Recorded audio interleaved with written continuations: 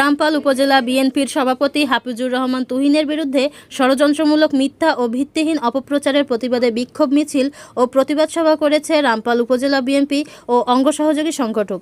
শনিবার সকাল 11:30টায় রামপাল সদর এলাকায় এ কর্মসূচির আয়োজন করা হয়।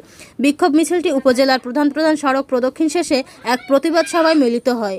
প্রতিবাদ সভায় বক্তারা বলেন, উপজেলা বিএনপির সভাপতি আলহাজ শেখ হাফিজুর রহমান তুহিন দীর্ঘদিন ধরে সততা, দক্ষতা ও ত্যাগের মাধ্যমে দলের রাজনীতিতে গুরুত্বপূর্ণ ভূমিকা পালন করে আসছেন।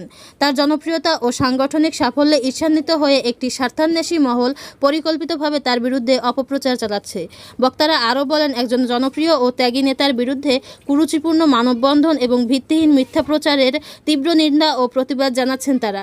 একই সঙ্গে অপপ্রচারকারীদের বিরুদ্ধে দ্রুত আইনগত ব্যবস্থা গ্রহণের জন্য প্রশাসনের প্রতি জোর দাবি জানান নেতৃবৃন্দ। আমাদের শেখ হাফিজুর রহমান তুহিন ভাইকে বিগত দিনে ফল্টে ফেলাতে চেষ্টা করেছে। এতে আমাদের কোনো সময় তুহিন ভাইয়ের যে জনপ্রিয়তা বিপদে ফেলতে পারেনি। আজকেও দেখছেন হাজার হাজার লোক কিন্তু এই রামপালে তুহিন ভাইয়ের যে প্রতিবাদ সমাবেশে তুহিন ভাইকে নিয়ে কুরুচিপূর্ণ বক্তব্য দিয়েছে, যার কারণে কিন্তু আজকে হাজার হাজার মানুষ আজকে রামপালে আবার নেমে এসেছে। ওরা মিথ্যা ভিত্তিহীনভাবে অফিস ভাঙছে, মিথ্যা ভিত্তিহীনভাবে মানুষজনের নামে অপবাদ দিচ্ছে, যার জন্য আজকে হাজার হাজার লোক কিন্তু নেমে আসছে। আমরা সুস্থ বিচার চাই।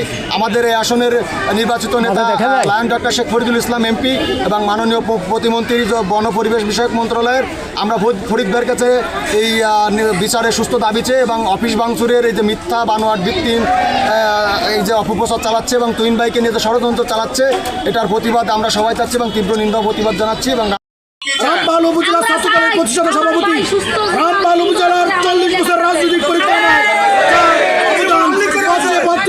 মহল্লায় মহল্লায় ঘরে ঘরে আমাদের রামপাল উপজেলা বিএনপি আলহাজ শেখ হাফিজুর রহমান তুহিন